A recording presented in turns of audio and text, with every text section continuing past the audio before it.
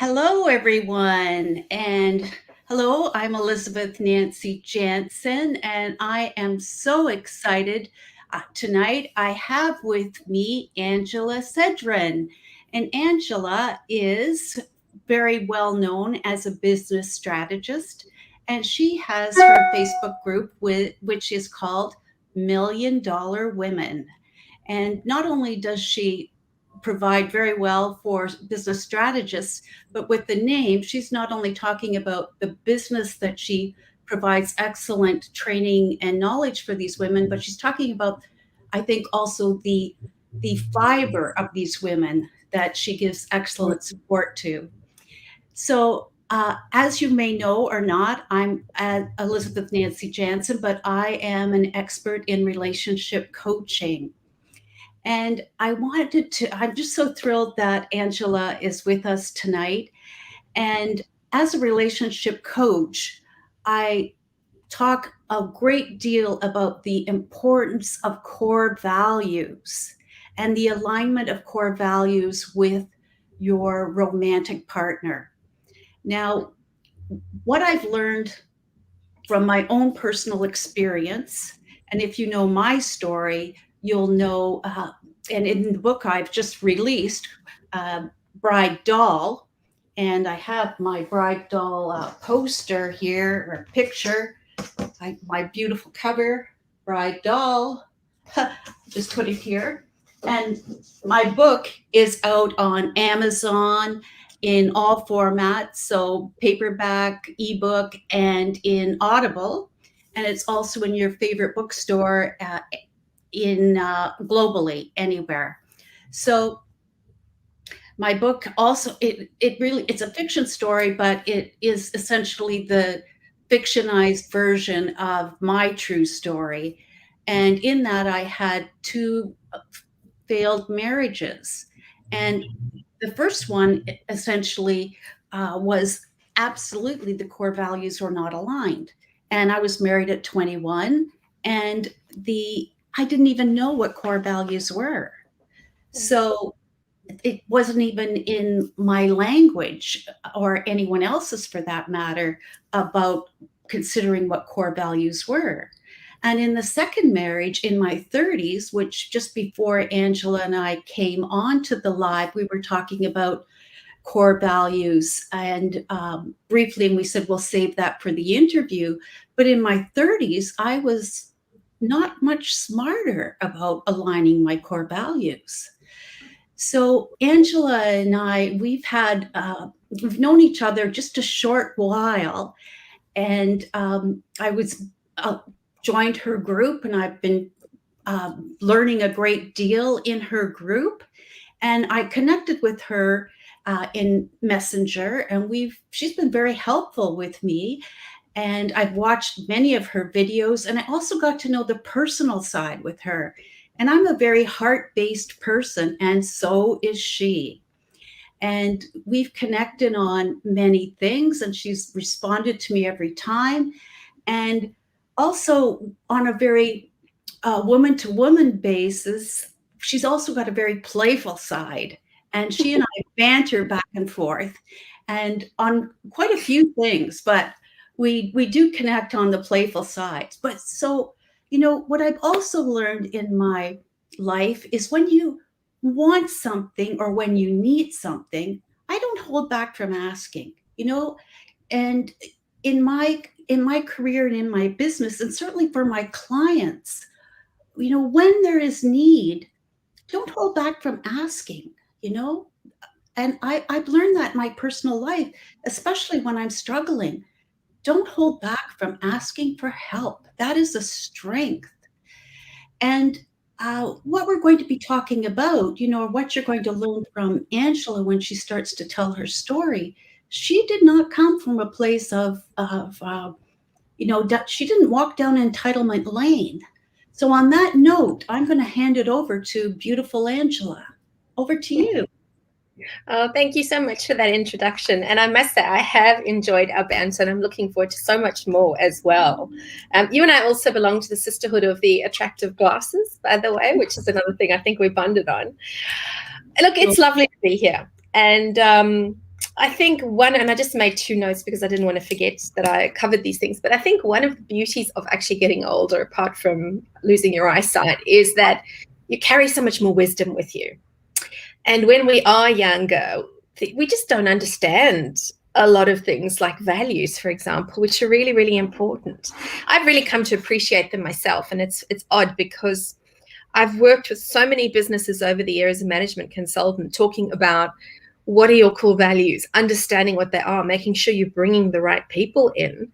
And actually, it's exactly the same in your personal life. It really is the same in your personal life, because if you're finding that you're dating someone or you're in a relationship with somebody on a more serious level where something's just not working for you, your gut's starting to try and tell you something, it is probably those values.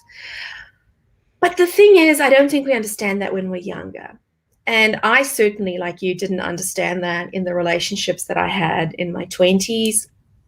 I don't think I understood that in the relationships in my 30s. And I did get married at 35. And you and I were talking about this earlier. And I think with him, part of the reason, honestly, that I did marry him potentially was I settled. I settled because I thought perhaps that he was as good as it was going to get, both because of my age, but also because I did suffer from low self-esteem. I had an eating disorder for nearly 25 years, which always made me feel that I wasn't good enough for the man that I really wanted. So that, I think, perhaps I saw some of his values at that point, because I do remember he was divorced. So to get married in the church, we had to go to counseling, and we kept arguing about finances in counseling. And the counselor actually said to us, the things you argue about before you're married tend to be the things that you argue about after you're married, because those are some fundamental core things that are very important to both of you. So my story with my husband was that when I married him, when I first met him, he'd been working. And then he lost that job because he was on a board of directors and he had some very serious differences of opinion with the rest of the board. So they asked him to leave. And by that point, when he stopped working, he had this business idea that he'd been working on for many years, but he told me that it was his ex-wife's fault that he hadn't really implemented it and everything was going to be wonderful now. So I took him on board. And I remember after 9 months actually trying to break up with him, and he begged me to keep him, to be together still. And I think also as a woman, and as a woman who is very much a giver, I looked at this and thought maybe I'm being harsh. I should give the guy a second chance, the poor guy. So of course I took him back. And we had set our wedding date about a year and a half after that. And I do remember thinking the day I got married that perhaps he wasn't the right person for me, or there were things that just weren't right. Again, this intuition coming up. But I still went ahead and married him. He didn't work a day in our marriage. He didn't work a day after he'd lost this job.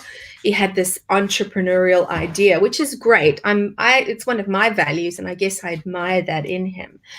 But I would work 2 jobs.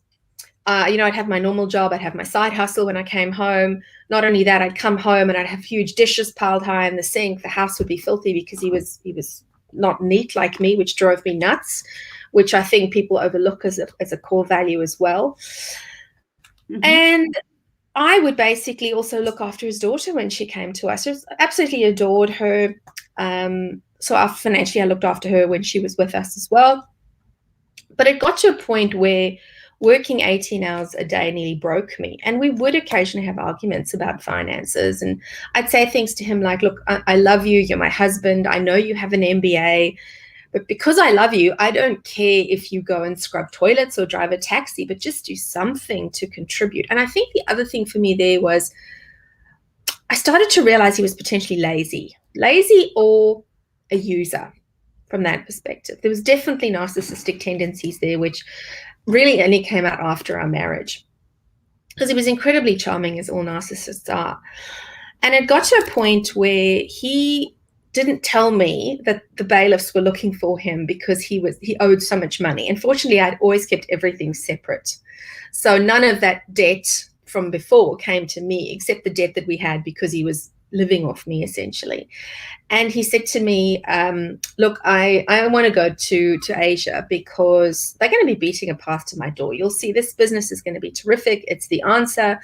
And at that point, he had also hurt me so much. And he'd actually done things with my son. I remember once I went to the market one Saturday to sell a few things. And my son helped me. My son, I think at the time, must have been around 18. And when we came home, he'd taken the door off my son's room, which for me was absolutely, I was just horrified. It wasn't the right thing to do. This boy had, and believe me, my son was not a troublemaker. He was a good kid. But he kept to himself because he didn't like my husband. And Mickey, my son, didn't tell me a lot of this at the time. So my husband took the door off, said, oh, no, this kid's got to integrate. He actually hid the door from me. I don't even know where he hid it, actually. So this for me was really the beginning of the end. So when he said to me, I want to go overseas, I was like, absolutely, let me buy you the ticket, sort of thing. And at that point, I lost my sense of taste, and the doctors didn't understand why. So they did a whole lot of brain scans, and they thought potentially I had a brain tumor. Well, I discovered my husband had an affair, went overseas to Malaysia, and he had an affair. So I did confront him on this. At that point, I still wasn't ready to make that break as a wife. You know, the pain of staying where I was still less than the pain of breaking that relationship. And I remember I went over to see him, and we were actually standing on the pavement in a little village in Vietnam called Hoi An, having this rip-roaring argument. And he said to me, you are, and he had tears in his eyes, like he had real conviction when he said this. He said to me, you are such a selfish bitch because I am looking for a replacement wife in case you died. And you are denying me that. You know, I can't believe it. And at the time, I was horrified. I put it off perhaps to maybe he said it in anger. Sometimes people say things in anger, although some things should never be said in anger. But he repeated this 2 weeks later. And that for me was a gift because at that point I was like, right, that's it. You know, I know that as soon as I go back home and he wants to stay here, because he still had this issue that everything was going to be fine with his business. Plus he didn't want to come home because he would be declared bankrupt. That was it. It was a gift. I knew at that point that we were just not meant to be together. And also at that point, I found an email from his mother saying that whatever happened to me, and if I died, it was karma because of everything I had done to her son. Because my ex-husband also felt that I abused him when I said to him that he should work as a toilet cleaner. And I never said that, actually. What I said to him was, I don't care what you do. It can be anything in this world, but just do something because I'm frustrated and I need help. So as a narcissist, he obviously then immediately went, okay, well, it's not my fault. I'm the perfect human being. Clearly, I struggle by choosing the right women. It's all your fault. And look at how selfish you are and what an awful human being you are.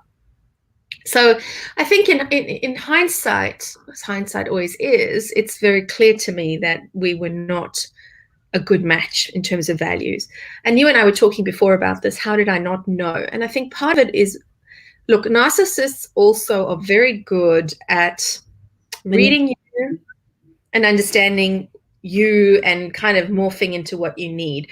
But then once they've got you, then their real values come out. And for me, I understand that my values are, I do appreciate a sense of entrepreneurialness because for me, there's a sense of drive in there. There's a sense of somebody who wants freedom in their life, somebody who's a bit of a risk taker, somebody who wants a little bit more in their life. And that's very appealing to me. And even now, I'm still single, but even now, I would want somebody who wants that in life as well. You know, I'm in my mid-40s. I don't want a guy who's a 9-to-5 and who lives a life based on, I've got 4 weeks holiday a year and we're going to live for those 4 weeks and then we're going to do something and then we're going to come back and it's this hamster wheel again. It's just not going to work for me. I'd rather be on my own. and very happily on my own than have somebody who's got that mentality. So now I understand that that is one of my core values, one of my non-negotiables. And that's one area that's very important to me. I think the other thing as a woman that a lot of us struggle with this, we as women, we have this beautiful feminine energy, and it's in our nature to give and to nurture. And we give, give, give, give, give. We give to our children, we give to our husbands, and then the cup is empty for us. That's But true. That's yeah, true. yeah. But we mistake that giving sometimes as selflessness. And sometimes it gets to the point where we actually become self-sacrificers and victims rather than, I am a giver, but you know what? There's a point where there has to be some sort of reciprocity. Absolutely. Or there comes a point where I can't just keep giving of myself because there's nothing left. And it's not a selfish thing. It really isn't. But for me, with my husband, I am very much a giver. My love language is acts of service, and just doing little things for people. And if I don't see that in return, then it doesn't work for me. So that is one of my values, is giving. But I'm putting a disclaimer on that because it's a two-way thing. It's a two-way thing. And I can help you with that. There is a way to teach that and to reinforce that. And that's a conversation we can have. But I wanted to just stop you for a minute, Angela, because you're just giving such beautiful information and you're engaging so much. We have wonderful comments coming through here, and I just wanted an opportunity to engage. So Cecilia here is saying, knowing you don't have to settle is key. So that's so true, Cecilia. And we can open it up for questions. Do you have, to our audience here, do you have any specific questions you want to ask Angela? Cheryl is saying you have such an interesting, powerful story, and the audience is thanking you for sharing this. So I just want to give you some feedback, give us both some feedback that the audience is really quite engaged here, and how relatable you are and great insights that you're giving. So I just wanted to let you know that the feedback is really coming through here beautifully. What terrific growth, and thank you for sharing. Monica is online as well, Cheryl, Cecilia. So we've got some great interaction going on. And hey, ladies, any more questions, please feel free, and I'll try and get Angela to answer them. Yeah, you are worth so much more. Donna is saying beautiful. How does it feel now being, here's a question from Cecilia. How does it feel now being in the world of dating after divorce? That's a good question. Well, my world of dating has stopped at the same time as COVID actually breaking out. And we are in a lockdown at the moment. We've been in a lockdown for 3 months. So the dating has come to a grinding halt. I did do some dating before that. And so my lifestyle before COVID happened was that I would spend 6 months of the year in Italy, and I would spend 6 months of the year in Australia.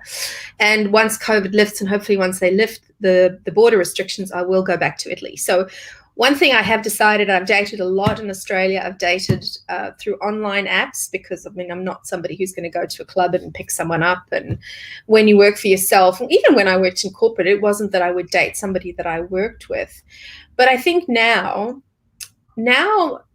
the shift for me has been quite fundamental in that I will not bother with somebody if I just don't immediately have that spark.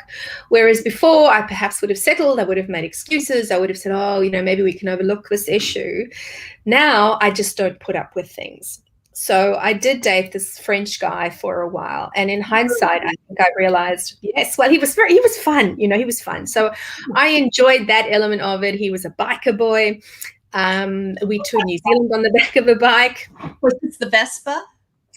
No, he had 9 bikes, and the one we toured New Zealand on was a BMW touring bike. So he had to move it from north to south.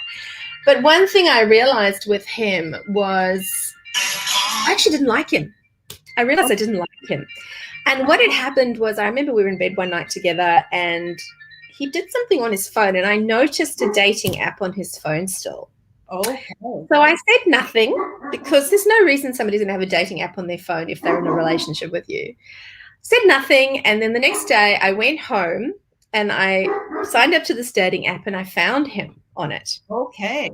But I didn't sign up as myself. I signed up as someone else. And then on this, I thought, okay, I'm going to test you. I tested him.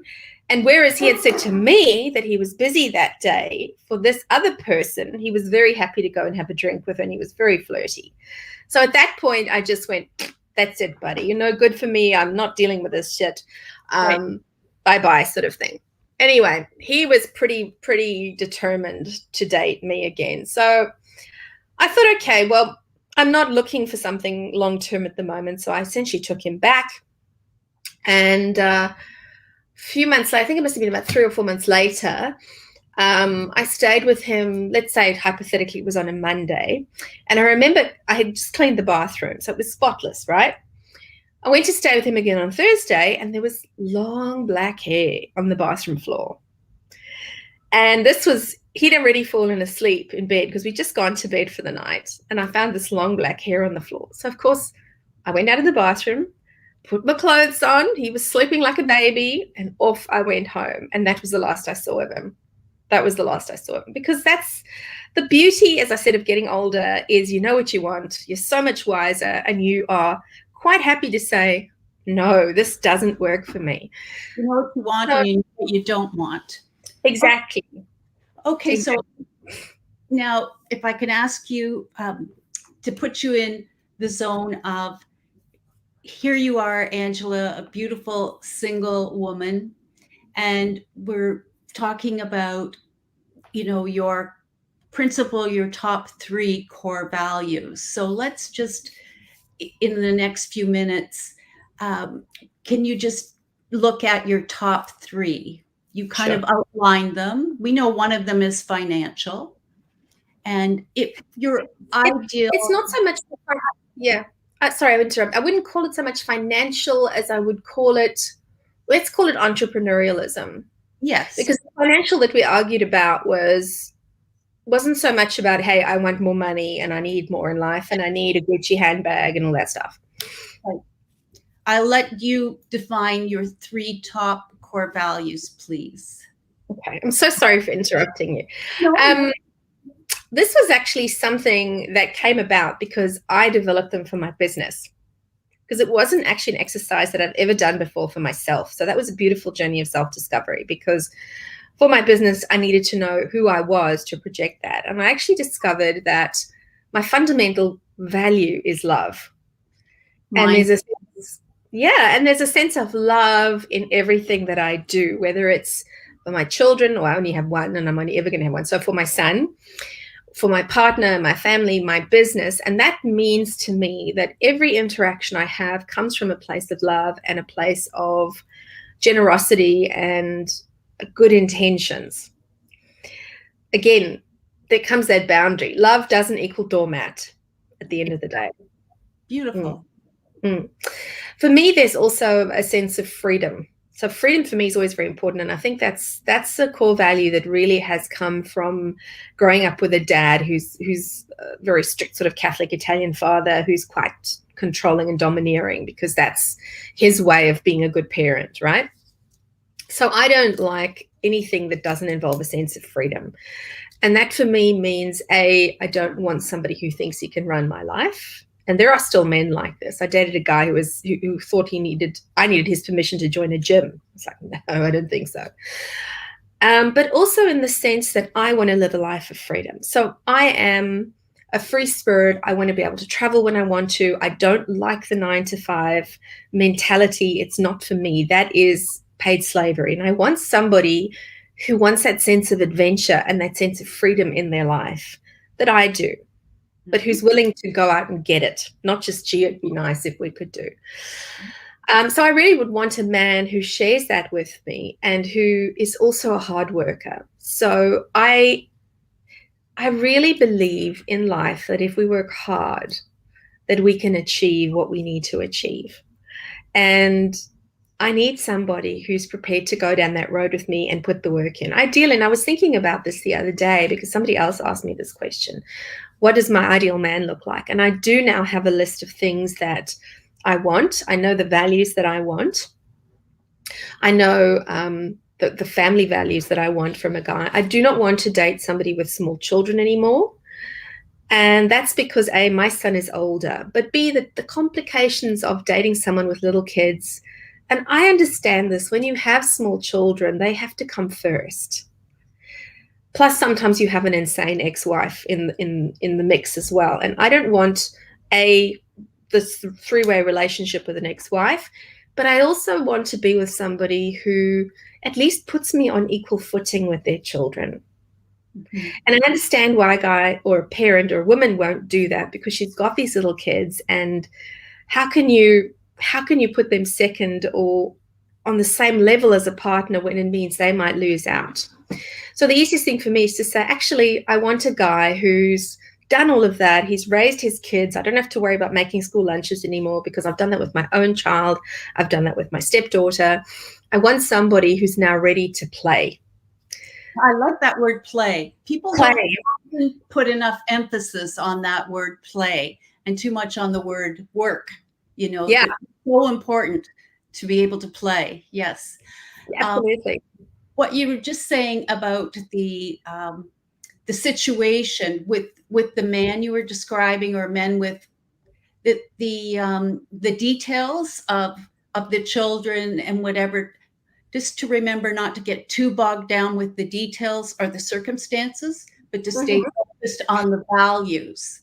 You might disregard someone who's high on your values, miss with some of the circumstances, and eliminate someone who's high on your values.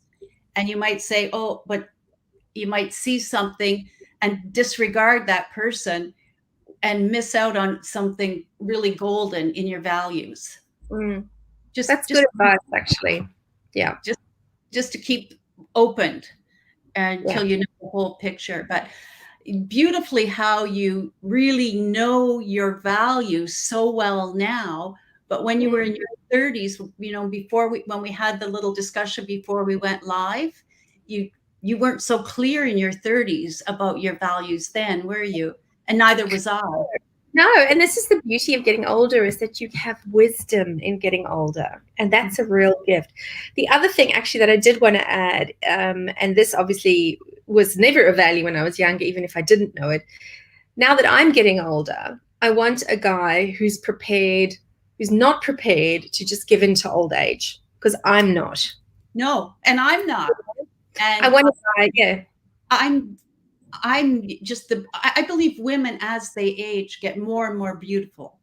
And, you know, I'm in my 60s and I love my age, love it. And, you know, I met my husband when I was 59, and when I was 59, did I say, and I'm so in love. And he is everything you've just described. Like, we love to travel. We have an adventure every day. He is we just have an amazing life together. We thrive. And that's what I base my programs on. And that's what got me into relationship coaching, because I want women to have what I have and more. And your life experience is what you do for women because of the experience you've had in life, right? I've seen your video. Exactly. And this is the thing. I want women to have more. I don't want them to have to give up. You know, 1 in 3 women in the Western world, that's in countries like Canada, Australia, the US, 1 in 3 women over the age of 45, generally because they've had children and got divorced, live below the poverty line. Yeah. So that's something I'm like, that's got to end. I can't obviously end it all myself, but the more I can do to change it, the more I've made an impact.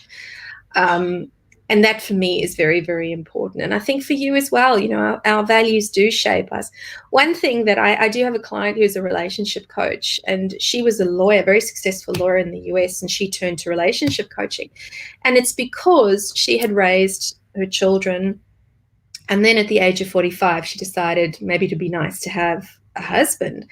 And somebody said to her that a woman over the age of 45 has more chance of being killed by a terrorist than finding a husband. I love this quote because the fact that once women get to the age of 40 and over, it's like, that's it, baby. The candy shop's closed, everything's breaking down, we're not interested in you. My Chinese friend says to me in China that a woman is like a Christmas cake. If you're older than 25, you are beyond your expiry date and no good anymore. And I think as we mustn't let our age get in our way, because it's not a fact. So many women say to me, well, I'm too old, no one wants me. I go, that's mindset has got to change. Women need to love themselves so much more. The self-love I'm full of self-love. I have an abundance. I'm a love generator. And, it's not what men want. It's what you want. We don't have to make ourselves lovable for men. It's how we want to love ourselves. That's what makes us attractive, Very much so, yeah. And I think that we embody that energy too. If we're embodying the energy of I'm old and nothing's going to happen, and so you end up giving up on life and you look like you've given up on life, then why would anybody want to be with you? But if you project this glow and this sense of energy, and that becomes attractive, because I understand why a guy wouldn't want some broken down old woman. I don't want a broken down old guy. Exactly. And, Angela, you are just wonderful. And people are saying, oh my gosh, you're just, you've got so many comments coming through. I can't keep up with them. Some of them are really quite, being Chinese, I can attest to that culture conditionally, is one. That's the Christmas cake, yeah. Yeah. Oh, the Christmas cake. Is that what that's about? Okay. I love myself now at 45 more than ever before. I feel way more smarter now than at 25. Exactly. Learning this, LOL, and getting it. Yeah. So you've got comments really coming through. So, you magnetize, you really attract a lot of beauty, and your message is really great. I knew you'd be fabulous. I'm so glad. Ask just anyone on to nurturing love relationships. I really was quite humbled when you asked me to come on board. And I also jumped at the opportunity because it meant you and I could have a good natter as well. I knew we'd have fun. I knew we would. So, for the people that we're speaking to, the lovely ladies here tonight, I would like to invite you to have, discuss your core values, anything that you would like to speak to me. I'm offering you 30 minutes of free time to talk to me. Just DM me or go onto my website and book a free call.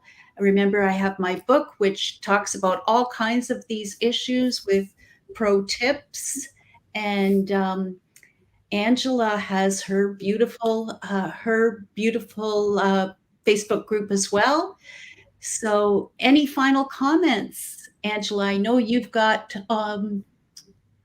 Angela, if you have any more issues or things to talk about? Look, I could keep talking for the rest of the day. I would love for you to, if you want to bring anything up. I'm not trying to cut you off. Well, I guess final comments that I would make. I think women, and this is very obvious, is, don't settle. Don't settle for, yes. If there's anything that in your gut is saying to you, something's not right, please listen to it, because your gut is incredibly powerful. And even if you don't know what your core values are at the moment, I think you need to speak to Elizabeth anyway to find out what they are.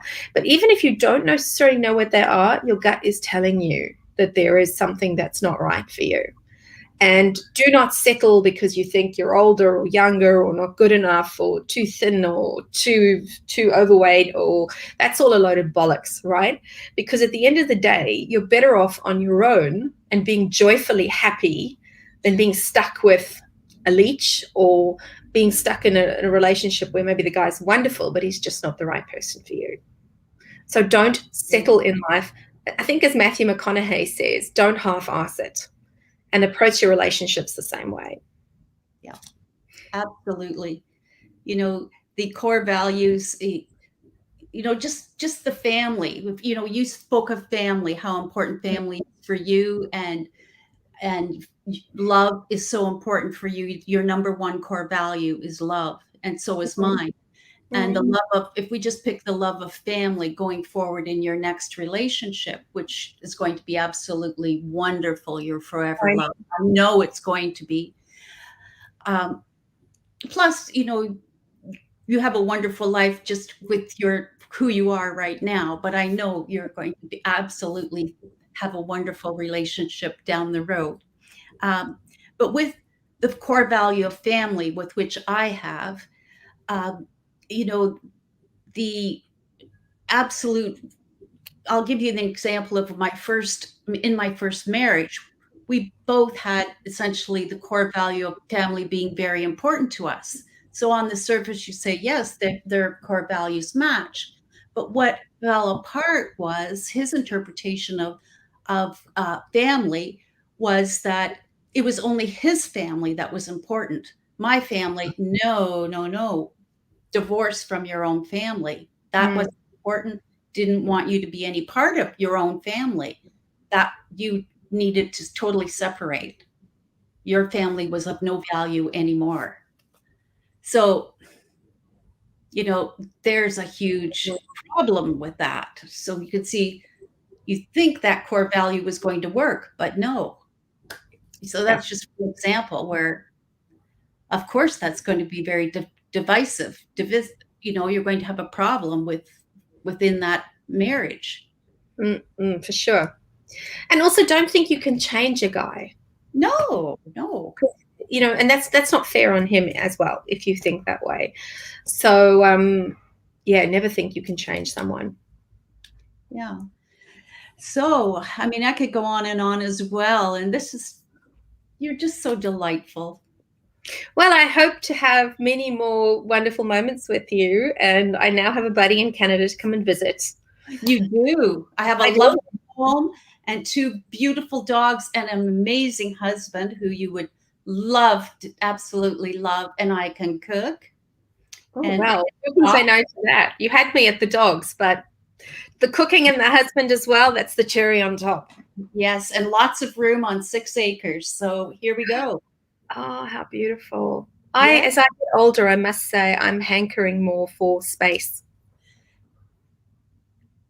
Yes, we live in heaven here, and I'm so grateful.